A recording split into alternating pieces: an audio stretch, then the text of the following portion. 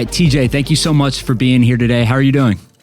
I'm doing incredible, man. I'm fresh off a national championship, so I feel really good. I feel really good. The timing for this conversation couldn't be better, but it's been a pretty cool week. For the people that are listening to this, TJ, before we started, before he jumped on the camera, he went in through a Georgia sweatshirt on, and he insisted on doing the interview in a Georgia sweatshirt.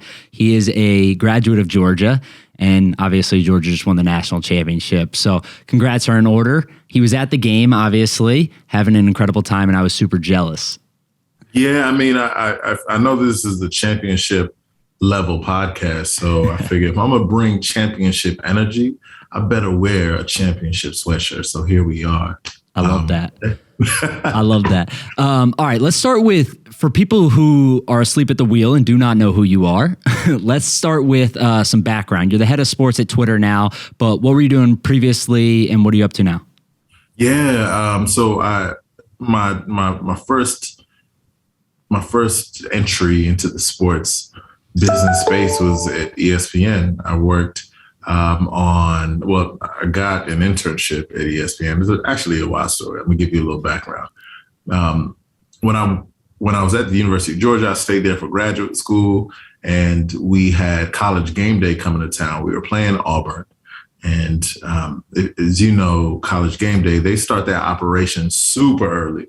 So I woke up around 5 or 6. I went to the Student Center, which is where they were taping College Game Day from, and I just hovered. I hovered for 2 hours. I'm like, I got to find the person who's the decision maker, because I'm going to pull up on them and I'm going to figure out if I can get an internship or a job. That was my goal. So I got up at 5. I went to the Student Center. I met this gentleman named Dave who looked like he was calling the shots. I said, look, I've been pleasantly and respectfully stalking the operation. You're the boss. I need to get your email address so I can get an internship. And he was kind of taken aback, but he was old school. So he liked the fact that I was scrappy and I wasn't shy about it. That led to an internship at ESPN, which then led to a full-time job. So I started working in the audio space, audio programming with Colin Cowherd, Mike and Mike in the Morning, Scott Van Pelt's radio show. And I then transitioned to our business operations marketing group, working specifically on digital. So ESPN.com, WatchESPN.com, which at the time was ESPN3.com, and then turned to ESPN360.com. But we started doing a lot of stuff in the streaming space, and we started working with social specifically. I remember creating business plans to sell tweets, ESPN tweets, which was intriguing to me. So that kind of led to my curiosity around social. I love it. And that's a good point. This is kind of off script to some degree, but like one of the questions I always get asked by people who are looking to get into sports is exactly that. Like, how do I do it? There's just so many people from a demand side that it doesn't fit the supply. There's just not enough jobs for how many people want to do it. And I think that that's an amazing story because there's so many people that have stories like that, right? I think maybe not to that level, but like you're literally sitting outside College Game Day trying to find someone and bugging them for an internship. How has your perspective on that changed? Like working in sports today, is there better advice or is it still like find a way to get in any way you can? Yeah, it's a little bit of both, man. I mean, I think what many of us have, we all have the same opportunity to be a student of the game. We can all hop on Google and learn who the CEO of that is, who the head of partnerships over there is. But this sports space, because it is so familial, it is such a tight-knit community, it requires intentionality around building relationships, networking, and identifying who the people are that hold the keys. What I love now is that, like, when I was coming up, there was only a few people who held those quote unquote keys. The rooms were really, really small. There was no head of sports at Twitter. There's no head of sports at Snapchat. These apps didn't even exist. But as the industry is evolving and as the industry is growing, the face of the leaders of the industry is also changing. So there are no shortage of opportunities for people who have an affinity for the business of sports to find an entry point. At the time, it was like television networks and maybe like teams, leagues. That was it. Now you've got networks, you've got social properties, you've got content properties, you've got folks working on the NIL space, you've got blockchain, crypto, and like the whole nine.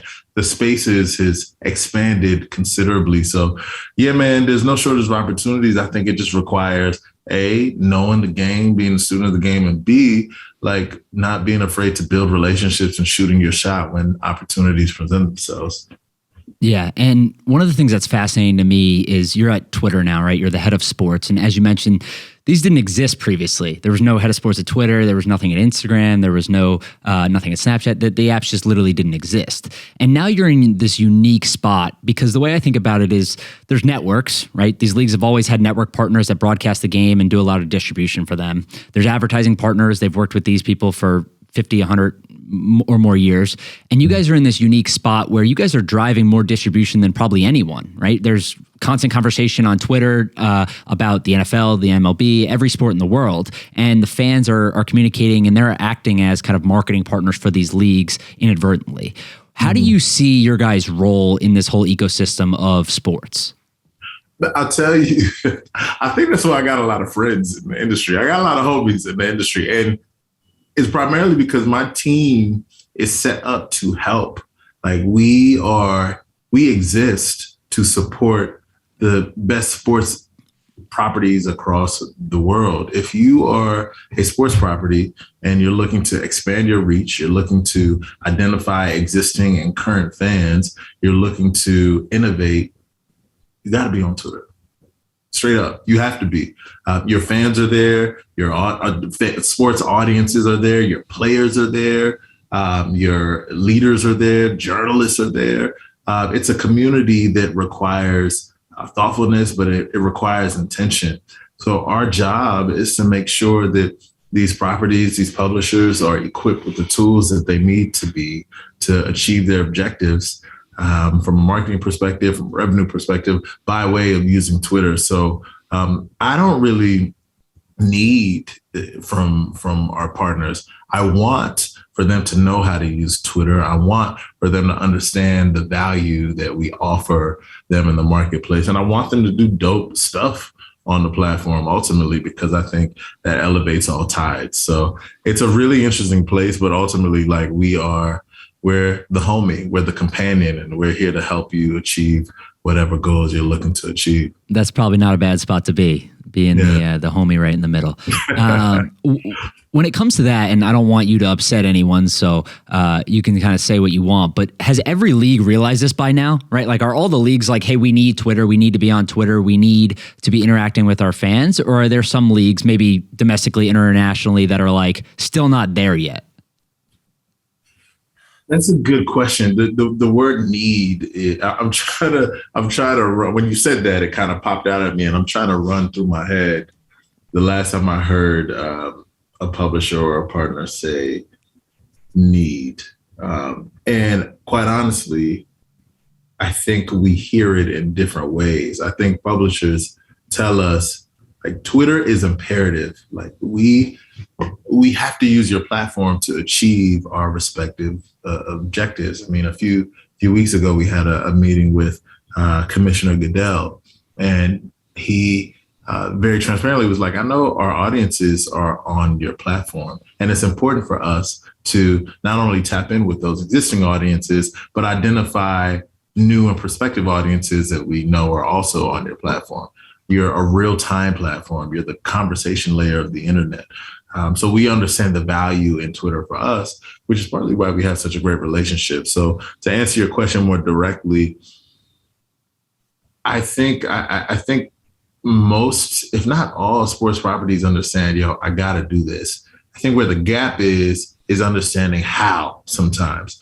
The NBAs and NFLs, the ESPNs, they're so mature, but there are some properties that are like, I know we need to develop a strategy for you. I know we need to use you with intent.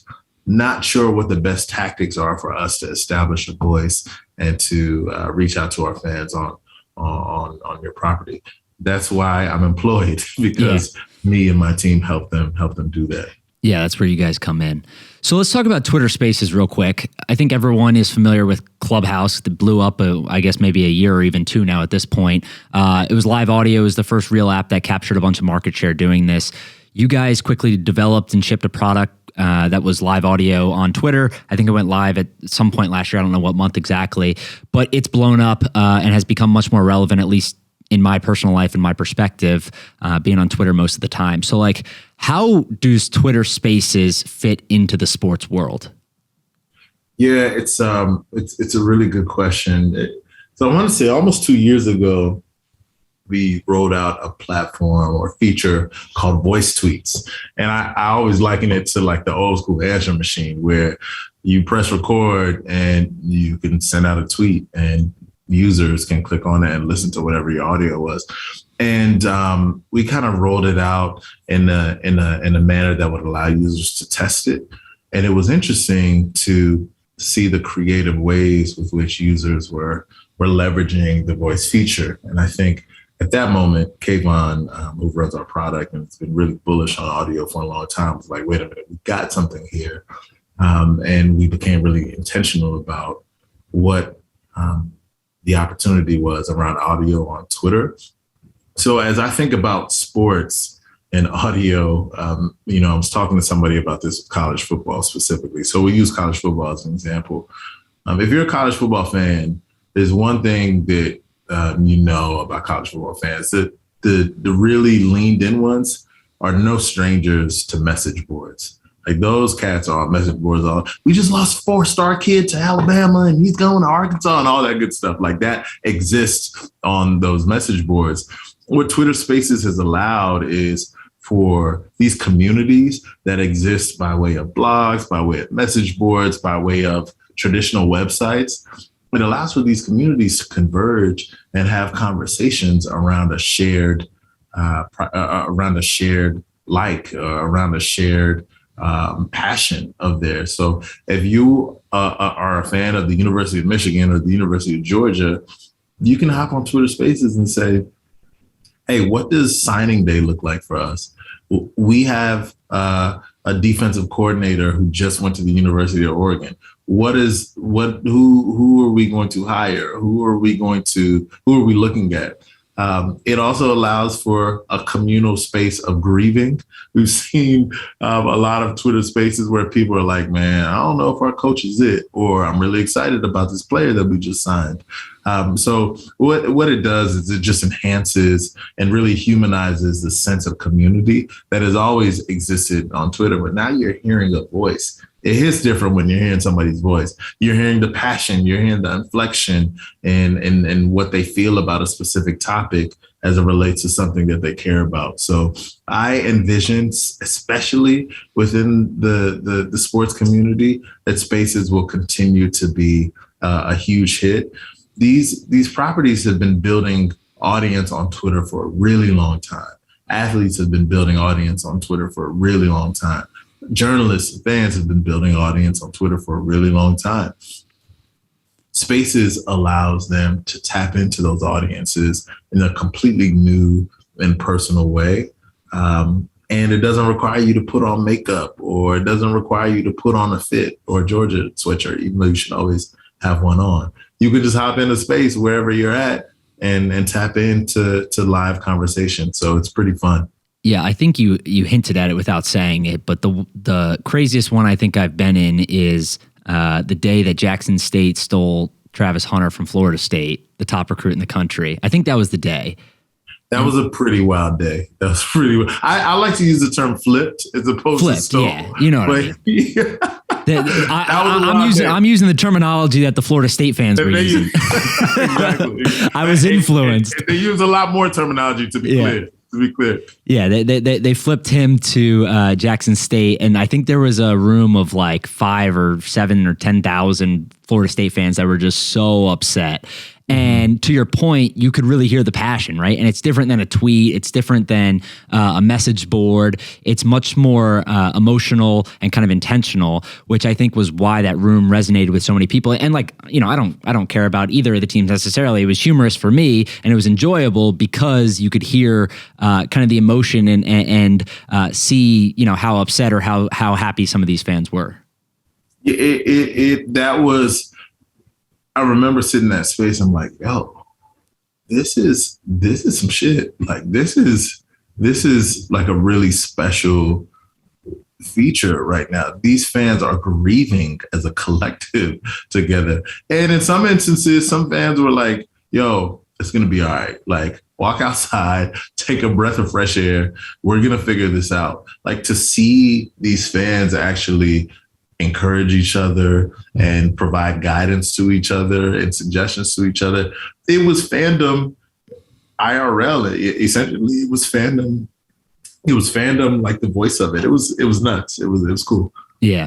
And so when it comes to the growth of Twitter Spaces, do you guys see this as something that's more kind of in the moment, like the example we just used with Florida State, or is it kind of pre-programmed things, working with talent or leagues, et cetera, to have pre-scheduled spaces? So I think it'll be both. I think, our superpower is real-time conversation, real-time engagement. If LeBron has a crazy dunk, people are going to tweet about that crazy dunk. If there's a game-winning touchdown catch, people are going to tweet about that game-winning touchdown catch. So real-time reaction, real-time engagement is something that I think is core to Twitter in a way that doesn't exist with any other platform in the space. So the spaces that hop in on, yo, can you believe this is happening? Can you believe this just happened? Those will always be a hit. But I also think there's a really cool opportunity for fans, for journalists, for users, for publishers to pre-plan stuff too. The NBA, for example, is doing weekly spaces where they'll have a conversation with an NBA great or an NBA legend. And that develops this muscle memory for appointment viewership where you're like, oh, the NBA is live right now. And they're having a conversation with Jason Williams, AKA White Chocolate, about how he revolutionized the league. So I think it'll be a mixture of both. And we're starting to see that a lot more on the platform where power users just want to have conversation. And sometimes those conversations vary from week to week. And then sometimes something crazy will pop off or something really big will occur that folks will want to hop in on the space and have an impromptu and organic discussion. Yeah, someone just says, hey, let's jump on spaces real quick. But you touched on it briefly there, which was the idea of the NBA doing these kind of weekly or appointment viewing spaces. In these brand partnerships that you guys are working out with these sports properties, are they requesting this type of access now, or is this something where they're just kind of testing out and seeing kind of how many people are viewing and what attention it's getting? Initially, it was, all right, let's test this out. It seems fun. It seems new.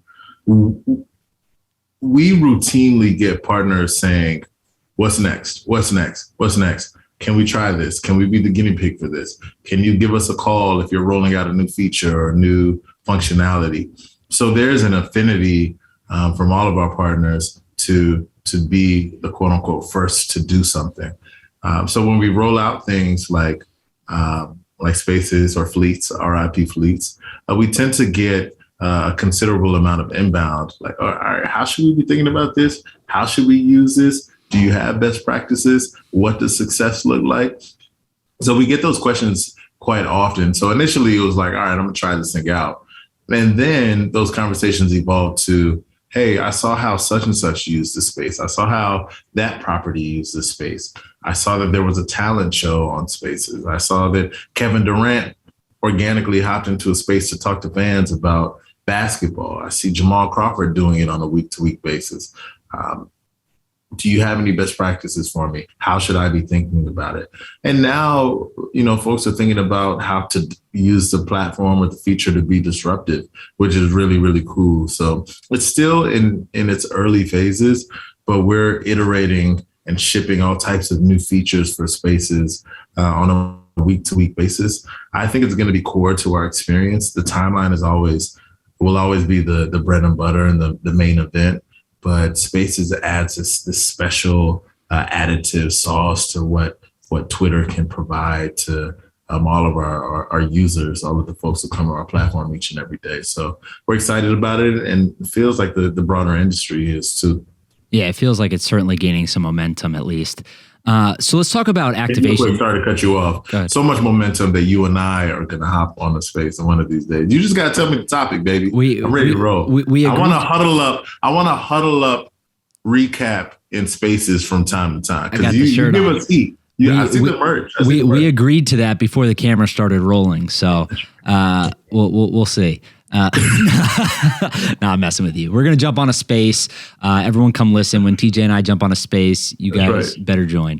So let's talk about activations. I think one of the interesting things you guys do is you're super creative when it comes to how you work with these leagues and these events, really. So if it's a Super Bowl, the college football playoff was a great example, the national championship game. I think you had tweets on the newspapers, right? So the athletes are holding up the newspapers after the game like they normally do, and it had Twitter's tweets literally on the papers. So walk me through just kind of whether it's that or whether it's something else with a different league. How do these activations start and how do they go? Like, what is the process to not only creatively thinking about something like this, but executing on it?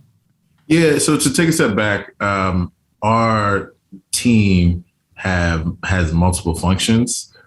One is support. How do we help properties accomplish what they need to accomplish on Twitter? Like, they may need a handle swap. They may need verification. I really don't want to say the word verification on this podcast, but here we are. How many times do you get asked a week or a month or a year to get verified by someone? Daily, multiple times a day. And sometimes it's my own family. That's when you know it's bad. So support day-to-day stuff. Two is revenue. How can we work with this partner to help them drive revenue off of their Twitter activity? So the NBA, we work with them to create sponsorships off of their Twitter usage, NFL, ESPN, that type of thing. Revenue is a really, really big priority to sports partners, shocker. So that has become like a real key function as to how we work with the folks in the space. Well, conversely, in addition to the revenue bucket is innovation, which is what you're talking about. And innovation is the stuff that gets people excited. Innovation is the stuff that gets the group chats. Innovation is the stuff that is covered by Adweek and Complex and ESPN. So when we sit with our partners, our question is always, how can we help? What objectives are you looking to achieve? And in many instances, partners will say, hey, we've got this tentpole activation, that we've got the Super Bowl, we've got All-Star, we've got season tip. This is our 75th year if you're the NBA, or last year with the WNBA. This is our 25th season. How can we commemorate that and help bring that to life on Twitter? So that's when a bunch of smart people on the Twitter side get in a room. We tap in our marketing folks, our social folks, our partnerships folks, and we try to create like bespoke and custom programs for our partners that will ultimately be of mutual benefit. So a couple of years ago, we had a conversation with the NFL.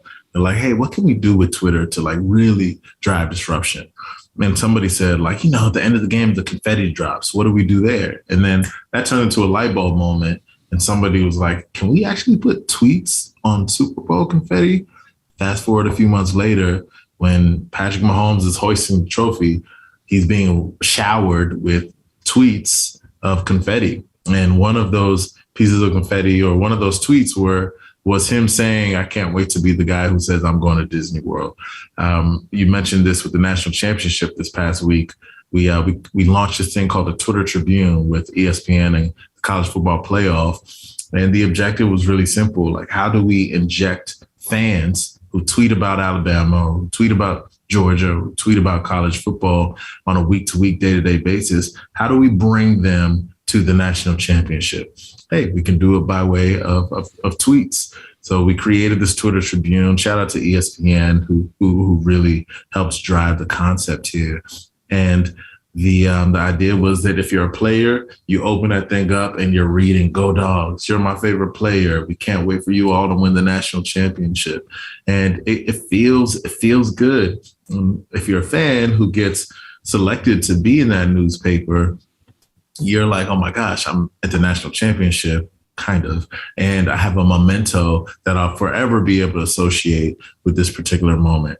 A few years ago, the World Series, we put tweets on actual World Series baseballs, and we sent them out to the users who submitted the tweets in the first place. So we try to bring fans closer to the game. We try to bring players, teams, and athletes closer to their fans by bridging that gap with a lot of these co-marketing, kind of disruptive and innovative ideas.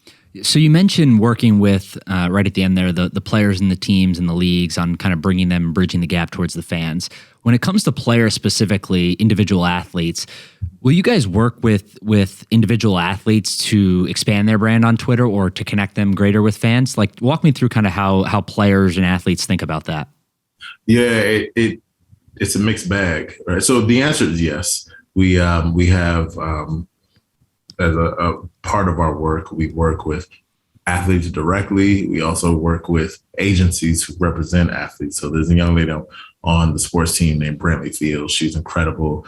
Her job, quite honestly, is to deepen our relationships with athletes, but help athletes know that they've got a real human being at Twitter who can help them be better on Twitter, or who can help them when stuff happens. So that is very much a priority for us and very much an important function of what we do. But it varies, man. Like some dudes just don't use social media, and that's cool. Some dudes are really, really, really savvy on social, and their teams reach out to us on a consistent basis and say, hey, this guy wants to use Twitter this way. What do you all think about this? When Tom Brady launched his Twitter, maybe 2 years ago now, 2.5 years ago, like we had conversations with this team about the importance of voice and the importance of being unique and it feeling authentic. Fast forward a few years later, he's one of the most hilarious athletes on the platform, So we routinely engage with athletes, with agencies. Sometimes it's an agency who represents a bunch of athletes and it's more broader best practices and here's what success looks like. Sometimes players will hit us up and be like, yo, I need to talk to somebody. One time, Alvin Kamara hit me up and was like, hey, what do you think about this? Let's have a conversation. And we had a conversation. And I love to see stuff like that. I love to see athletes just so involved and so invested in their voice and their platform that they'll reach out directly and say, hey, I'm curious about this. What are your thoughts? That happens quite often. Is Kevin Durant the best on Twitter? So I'm from PG County, and I've watched KD give people buckets his entire life. So I'm partial to Kevin Durant, but objectively, I don't see how you can say it gets better than KD on Twitter. Yeah. He gives you all of it. You've seen the progression of him on Twitter over the years, obviously the burner account stuff, but he's just funny, man. And when we wrote out Spaces, he would hop in random spaces and talk to basketball fans as if they knew each other. Yeah. When I think about like fandom today, when I think about being an athlete in this era, part of the unique opportunity is engaging your fans in one-to-one ways that have never existed in the past. We always kind of talk about like, man, what would it be like if the Jordan era had Twitter or social media? I'll tell you one thing, it would look very different, for better or worse. Very, very, very different. I mean, Jordan was such a savant and his team was so strategic that I'm sure that they would have found ways to use it in really special ways. You think about how LeBron uses social today. LeBron is very human in social media. He uses it just like everybody else. And I think that's part of what like people love. So KD's hilarious, man. He's one of my favorite follows on the platform. And I will go on record and say that he's incredible.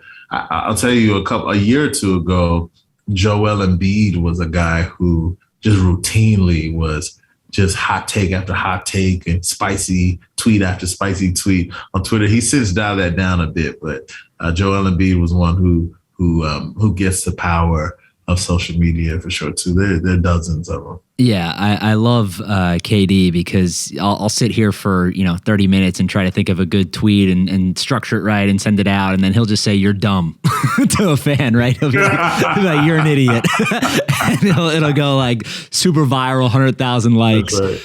But to your point, it's funny you mentioned the space where he was talking to a fan, because I think that was actually the first time where I listened to a space and I was like, oh shit, like I get the spaces, right? Like you do it and you have fun with it and it's good.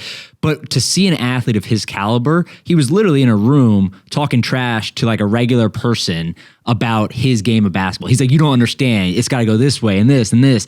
And it's really, when you think about it, it's crazy because that's one of the only ways that you can communicate like that from a fan to a kind of a star athlete perspective. Yeah, and we've all seen it, man. It's easy to talk spicy and say it with your chest when you're, in the basement and you send out a tweet. It hits very different when you're actually talking to KD. Yep. Or he actually walks by you in person. Are you going to use the same tone? Probably not. So I loved the fact that he was like, all right, like, why do you think I shouldn't have left Golden State? What do you think about that? Why do you think the offense was better suited here for me versus over there, or vice versa? It was cool to just hear him talk hoops. That was pretty cool. And again, like I don't think he's the type to sit there and say, here's my social media strategy. Yeah. That's not even it. He's like, I'm a regular dude and I want to have regular conversations about hoop. I want to have regular conversations about music and culture and sneakers. As evidenced by his podcast with Eddie Gonzalez, the et ceteras. So that's what I love, man. He's just human. He's regular. And you're like, damn, he's kind of like us, Yeah, and it's funny too, because I think people naturally say that's why it works. They say he's human and that makes sense. But we've seen both sides work. To your point, Tom Brady is one of the best at it, and he's probably taken a much more calculated strategy of he's funny and he's definitely human, but he's not kind of just spitting out replies here and there, messing with people either. So it's interesting because you can see both ends of the spectrum of, hey, I think the most important thing is probably just to be involved, right? And to be on the platform and to be sharing. And if that's what you want to do, then do it. If it's not, then don't. But it's interesting to see kind of how these athletes have used it to their advantage. One of the other things I want to talk about quickly is NIL. So name, image, and likeness has obviously changed in college. How is Twitter involving themselves? Is it kind of on the base layer, hey, we're going to give you a platform to market yourself and build an audience and do some of these brand deals and things? Or is it greater than that? Yeah, so I would say there are a few ways that we are involved in the NIL conversation. First of all, NIL is wild. Like it's crazy to actually watch it unfold. We've talked about it for years. Should college athletes get paid? I'm on record. I've always believed that they should. So I love seeing that this is coming into fruition. But once the levee broke, it was like it became like crazy. So to watch this in real time has been really interesting. I was really intentional, and I chatted with my team about it. Twitter is going to play a role in NIL simply because brands are going to look for these athletes to fulfill their brand obligations by way of social. And Twitter will be one of those tactics. So I wanted to make sure that we weren't late to the game. So we announced a partnership at the beginning of the season with Open Doors. And essentially it is a framework for athletes to be paired with brands who are interested in athlete content, and they can leverage their Twitter handles to fulfill those brand obligations on Twitter and actually make money And we're really, really excited that we moved so quickly in that space because we know it's important and we know that these kids deserve an opportunity to benefit off of their name, image, likeness. I'd also say that we, to the extent that the bandwidth allows, we've had really, we've been really, really, really particular about empowering universities to have these conversations with their athletes. We've obviously been to the University of Georgia, and Michigan, and Oklahoma, and several Power 5 institutions to just kind of do a deep dive on Twitter and social media and how to use the platform, how not to use the platform, the importance of identifying or securing something that's close to your name as a handle, as opposed to get money 4, 5, 6, 7, 8. You know what I mean? Yeah. So we try to provide the ABCs and we try to provide education where possible, because it starts with education, and then once they become a bit more knowledgeable as to what the opportunities are, we know that Twitter becomes an avenue for them to generate money off of their NIL. So we're excited to play a role in the process. I'm pumped that these kids are being empowered in this way. So now it's really, really important for all of us collectively to get in education mode. So these kids are making the right decisions. So we're empowering them in the right way. And hopefully this becomes something that is of value to all of these kids, not just the top 2% athletes, but all student athletes across men's and women's college athletics. Yeah, so I think there's a lot of things to sort out when it comes. There's people complaining all over the place, right? That some teams are offering certain things that other teams aren't offering, or things may be illegal or be done wrong. But I think most importantly, players are now able to earn money off their NIL, which is bottom line the most important fact. But if you're looking for a spicy take, I'm waiting for revenue sharing. That's what I'm waiting for, because I'm seeing a lot of coaches sign these $10, $12 million deals out here that are equivalent to NFL coach salaries, and they're not making, these players aren't getting any of that. So I think the conversation needs to continue to some degree, right? I think this is step one, but ultimately people should be compensated, right, for their talent and for what they're doing. It'll also be interesting, I mean, because the NCAA, in theory,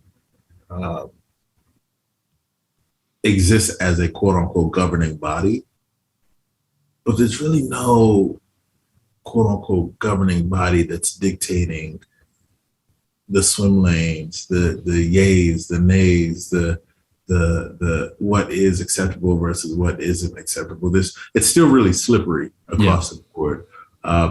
So I'm curious to see what more structure will look like. Obviously, it's going to be trial and error. Like, we're going to learn that some things probably shouldn't have existed and some things should have existed. It's going to take time. But I hope that, to your point, that we start to evolve the conversation. And again, that it isn't just kids at the top institution that are benefiting from this, but it's student athletes, men and women, that are benefiting from the opportunities of NIL. Yeah, I totally agree. And I was going to ask you, lastly, what the best sporting event that you've ever been to as someone who probably attends a lot of sporting events in your current job. But it sounds like that might have changed that answer over the last week. Yeah, I mean, it's been 41 long years, bro. It's been 41 long years. So I actually ran onto the field. I had a jacket that said National Championships from 1942 and 1980. So I feel like I manifested it. But that aside, I've had the opportunity to attend some really incredible events. Tiger's Masters win in 2019? Maybe, yeah, 2018, 2019, but a couple of years ago, yeah. And it was the one after a long comeback, so that was pretty special to watch Tiger come back on the world's largest stage and be Tiger Woods again. That was cool. I watched a gold medal World Cup match in Brazil, featuring Brazil, and Neymar kicked a game-winning penalty kick. To feel that, like, that energy, in Maracana in Rio. That was pretty epic. So those are two that are pretty special to me. Stick out. Yeah, those are incredible. All right. Before I let you go, where can people find you online? Let's what's the Twitter account? Yeah. Well, it starts and ends with Twitter, baby. Let's go. You on the timeline, it's at TJAY. Really easy, at TJAY.